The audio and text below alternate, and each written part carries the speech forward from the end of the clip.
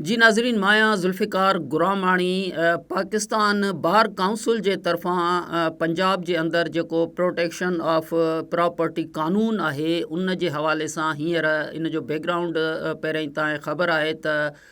Chief minister Maryam नवाज़ साहिबा जी जेका हुकूमत आहे पंजाब जे अंदरि उन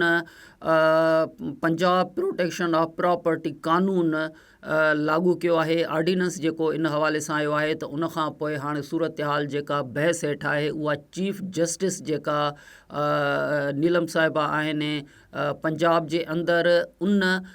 जे ऐं मरियम नवाज़ साहिबा जे विच ते मुक़ाबले वारी कैफ़ियत तव्हां ईअं चई सघो था त चीफ वर्सिस चीफ जेका आहे सा चीफ जस्टिस बि मुक़ाबला चीफ यानी चीफ मिनिस्टर जे सूरत हाल पैदा थी वई आहे। ऐं इन सॼी सूरत हाल में गुज़िरियल अॼु ॿियो ॾींहुं आहे त इन हवाले सां जेको बहस आहे उहो बहस ॿिन्ही चीफ जे हक़ में वञे पियो। यानी जेके क़ानूनी तौर ते मामला आहिनि उहे क़ानूनी हवाले सां शयुनि खे ॾिसनि था ऐं जेकी चीफ मिनिस्टर साहब जे खयल क़दम जे हवाले सां शयुनि खे सोचनि था। छो जो बुनियादी तौर ते इहो मामिलो आहे त जेकॾहिं कंहिंजी मिल्कियत आहे, कंहिंजी ज़मीन आहे, कंहिंजो प्लाट आहे, कंहिंजी जॻह आहे ऐं उन ते को अची करे कब्ज़ो करे थो, सालनि ताईं जेके मामला आहिनि उहे अदालतुनि जे अंदरि हुजनि था, को फ़ैसिलो नथो अचे। ज़ाहिर आहे त चीफ मिनिस्टर मरियम नवाज़ साहिबा इन हवाले सां जेका सूरत हाल उन जे साम्हूं आई त इन सॼी सूरत हाल में ऑर्डिनेंस ज़रिए यानी क़ानून जेको आहे उहो इन सूरत हाल में इहो साम्हूं आंदो पंजाब प्रोटेक्शन ऑफ प्रॉपर्टी यानी प्रॉपर्टी खे प्रोटेक्शन ॾियण जे हवाले सां जेको क़ानून आयो त इन सूरत हाल में अवाम जे तरफ़ां जेको मिलियल जुलियल रद्द अमल अचे थो इहो अचे थो त जेकॾहिं इहे मामला ज़ाहिर आहे त कब्ज़ा जेके अची कनि था जॻहियुनि ते त उहे जेके आहिनि उहे क़ानून जे कटड़े में ईंदा। जेके हक़दार आहिनि उन्हनि खे जल्दी पंहिंजो हक़ यानी पंहिंजो घर जेको आहे उहो वापसि मिली वेंदो। उन करे जेका सूरत हाल आहे उहा मरियम नवाज़ साहिबा जे ख़िलाफ़ बि न थी वञे। हिकु राय इहा आहे त ज़ाहिर आहे त इहे सालनि जा साल यानी पुट पीउ जेकॾहिं अची केस करे थो त पोटे खे वञी करे उहो इंसाफ़ जेकॾहिं इंसाफ़ मिले थो तॾहिं बि त एतिरा साल लॻी था वञनि। पर बहरहाल ॿिए तरफ़ सूरत हाल इहा आहे त जेका चीफ जस्टिस आहे लाहौर हाई कोर्ट जी उन जो इहो चवणु आहे त जेकॾहिं फ़ैसिला ऑर्डिनेंस या क़ानून ज़रिए थींदा त सुभाणे जेको वञी उहो जेको जाती उमराव आहे उन ते बि को कब्ज़ो कंदो त पोइ सूरत हाल जेका आहे वञी छा बीहंदी या फ़ैसिलो अची वेंदो त छा जेको आहे फ़ैसिलो जेको उन नतीजे में ईंदो। त हिकिड़ी जेका इहा कंट्रोवर्सी जेका पैदा थी त इन में इहा सूरत हाल ज़रूरु आई आहे। छो जो असां बि हिते ॿिनि ॾींहंनि में जेको क़ानूनी माहिरनि सां ॻाल्हि ॿोल कई आहे त उन्हनि जो इहो चवणो हो त जेकॾहिं मरियम नवाज़ साहिबा खे इन क़िस्म जो को क़ानून पास करिणो हो जंहिंजी हिमायत बे पब्लिक में नज़र अचे थी तॾहिं बि उनखे अदालत सां यानी चीफ जस्टिस सां या अदालती जेके मामला आहिनि उन्हनि खे इन सॼी सूरत हाल में साम्हूं रखंदे इहो क़ानून आणणु घुरिजे हा त इहा सूरत हाल यानी ऑन बोर्ड वरितो वञे हा जेकॾहिं चीफ जस्टिस साहिबा खे त इहा सूरत हाल पैदा न थिए हा। छो जो इन सॼी सूरत हाल में जेका स्पीडी ट्रायल जेको आहे उहो बि त मुमकिन हो त जेकी इन क़िस्म जा जेके मामला रहियल आहिनि त उन में स्पीडी ट्रायल करे उन्हनि खे क़ानून ज़रिए इंसाफ़ ॾियण जी जेका ज़रूरत आहे उन जा पैमाना पूरा कया वञनि हा त पोइ इन सूरत हाल में चीफ जस्टिस जो रद्द अमल बि न अचे हा त जेके क़ानून जे अंदरि हाणे इन क़िस्म जूं जेके दरख़्वास्तूं आहिनि या केस आहिनि त उहे काॾे वञनि।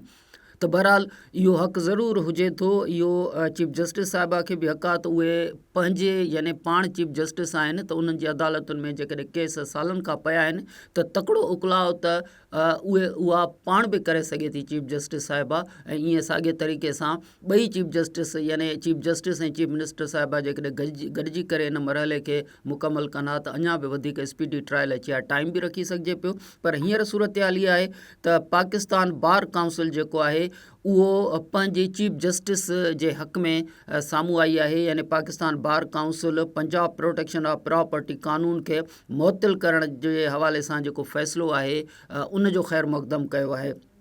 पंजाब प्रोटेक्शन ऑफ प्रॉपर्टी क़ानून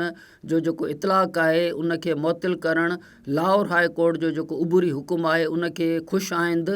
करार ॾिजे थो। Vice chairman Pakistan bar council जे तरफ़ां इहो बयानु आयो आहे, बल्कि स्टेटमेंट जेका आहे जारी कई वई आहे। नओं जेको ऑर्डिनेंस आहे उन जे तहत डिप्टी कमिश्नरनि खे यानी उन्हनि जी सरबराही में कमेटियूं जोड़े जाइदाद जा जेके तनाज़ात आहिनि, झगड़ा आहिनि जाइदाद जे हवाले सां उन्हनि जो अख़्तियार आइन क़ानून जे मनाफ़ी आहे। यानी छो जो मरियम नवाज़ साहिबा इहो फ़ैसिलो कयो त जेकी कमिश्नर आहिनि या डिप्टी कमिश्नर आहिनि उन्हनि जे मातहत कमेटियूं जोड़े करे इहे जेके बि मामला आहिनि झगड़नि जा प्रॉपर्टी ते कब्ज़नि जा उहे कमेटियूं ऐं कमिश्नर ऐं डिप्टी कमिश्नर जेके आहिनि उहे इन जो फ़ैसिलो कंदा कमेटियूं जोड़े। त हिननि चयो आहे त इहो कानून जे बिल्कुलु आइन ऐं कानून जे बिल्कुलु ख़िलाफ़ु आहे। नओं जेको ऑर्डिनेंस आहे उहो अदालती बालादस्ती शहरी हक़नि ऐं सिविल निज़ाम खे वधीक कमज़ोर कंदा, यानी अदालती जेका ताक़त आहे उनखे वधणु घुरिजे, उनखे कमज़ोर न करणु घुरिजे। ऐं जेकी ज़ेर समात जेके केस आहिनि यानी अदालतुनि जे अंदरि इन क़िस्म जा जेके केस आहिनि रेवेन्यू ऑफिसरनि जे ज़रिए जेकी कब्ज़ा आहिनि यानी कब्ज़नि जा मामला आहिनि उन्हनि जे जेका हल जा मामला आहिनि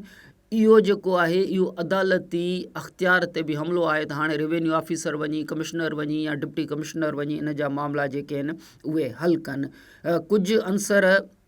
समूरा अख़्तियार बेशमूल अदालती अख़्तियार उहे पंहिंजे हथ में खणण जा ख़्वाहिशमंद आहिनि। बहरहाल ही हिकिड़ी जेका इन में वधीक बि आहे त पटवारियुनि ऐं असिस्टेंट कमिश्नर्स जे दायरे उन्हनि जो जेको दायरे अख़्तियार आहे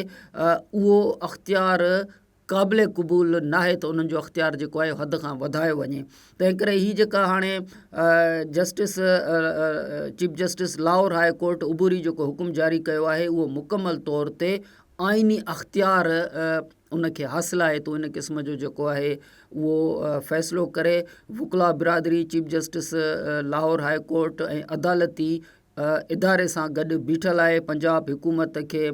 जेको ऑर्डिनेंस जेको जारी कयो आहे उन जे हक़ में जेका राय आहे उनखे असां मुस्तरद कयूं था। बहरहाल हिकु सूरत हाल आहे ऐं इन सूरत हाल जे हवाले सां जेका पंजाब हुकूमत जी तर्जुमान आहे उज़मा बुखारी साहिबा उन असेंबली जे अंदरि पंजाब असेंबली जे अंदरि पंहिंजो मौक़िफ़ बि ॾिनो आहे, इहो बि ॿुधी वठो। जनाब, आज कोई किसी के खिलाफ तकरीर नहीं है, किसी के खिलाफ कोई ऐलाने जंग नहीं है, सिर्फ एक दूसरा पॉइंट ऑफ व्यू है। एक point of view chief justice साहिबा ने अपने केस के रिमार्क्स के दौरान और फैसले में दिया, उसकी एक तस्वीर का हमेशा दूसरा रुख होता है। जनाब स्पीकर, वो दूसरा रुख जो है वो बताना हमारा फर्ज है कि जो कानून बनाया गया उसकी रैशनल क्या है, वो कानून क्यों आया, और इसी के लिए जनाब स्पीकर आज ये बात की जा रही है। सो ये जो क्वेश्चंस उठाए गए इस पूरी प्रोसीडिंग्स के दौरान मेरी कोशिश होगी कि मैं उन क्वेश्चंस के जो है वो आंसर कर सकूं। जनाब स्पीकर, यहाँ पर ये बात समझने की है कि ये कानून है उस जायदाद के ऊपर उस लीगल हक का जो किसी ओवरसीज का है, जो किसी बेवा का है, जो किसी यतीम का है, किसी आम आदमी का है। जनाब स्पीकर, ताकतवर जो है ना इस मुल्क में, उसके लिए कानून के बहुत सारे राह खुल जाते हैं। वो बड़े से बड़ा वकील भी कर सकता है, उसके पास बहुत सारे ऑप्शंस मौजूद होते हैं। अगर नहीं सुनता कोई तो गरीब आम आदमी के नहीं सुनता, अगर नहीं केसों के फैसले होते तो किसी बेवा के नहीं होते, अगर नहीं फैसला होता तो उस बहन का नहीं होता जिसकी जमीन के ऊपर उसके भाइयों ने कब्जा किया होता है, और वो साल हर साल रगड़ा खाती है जनाब स्पीकर अदालतों के अंदर, और उसके पास बड़ी बड़ी फीस देने के लिए भी पैसे नहीं होते। तो जनाब स्पीकर, ये जो कानून है, ये जो कानूनी हक है, कानूनी मालकाना हक है किसी जमीन का, ये उसको इंश्योर करने के लिए है। जनाब स्पीकर, ये कब्जा माफिया के खिलाफ कार्रवाई का हक है कि जो कब्जा माफिया इस मुल्क में लोग, मैं नाम नहीं लेना चाहती, बहुत सारे लोग हैं जिनकी नस्लें सवर गई सिर्फ कब्जे कर करके। वो कब्जा माफिया मशहूर है, सारी दुनिया जानती है, और वो भी कल को वो भी भाषण दे, और ये इसी किस्म का एक पूरा नेटवर्क है जनाब स्पीकर कब्जा माफिया का, जो जिसके खिलाफ जो है ये कानून है। ये आम शहरी को अदालती पेचीदगियों से जो है वो जनाब स्पीकर बचाने का कानून है। अंदर जो सबसे पहला एतराज हुआ कि जी ये हक छीन रहा है किसी का, मुझे बड़ी हैरत है जनाब स्पीकर, एक हकदार को उसका हक देना, इसमें हक छीनना किसका हो गया? हाँ, कब्जा माफिया से हक छीना है, वो हक छीनेंगे किसी ताकतवर से कब्जा माफिया से उसका जो है प्रॉपर्टी को छुड़ा के आम आदमी को देना उसका हक है, वो हम उसको दिलाएंगे। ये क्या एतराज है कि जी वो किसी का हक छीना है। उसके बाद जनाब स्पीकर, मैं ये बात बड़ी कैटेगोरिकली कहना चाहती हूँ कि ये कानून आम आदमी के लिए है, और हुकूमत पंजाब हर उस आम आदमी के साथ, हर उस औरत, यतीम, बेवा के साथ खड़ी है, जिसके साथ ज्यादती होती है, जिसकी जमीन पे कब्जा होता है, उसको दिनों में नहीं घंटों में, जनाब स्पीकर, घंटों में उनके कब्जे जो है उनको वापस दिलाए गए।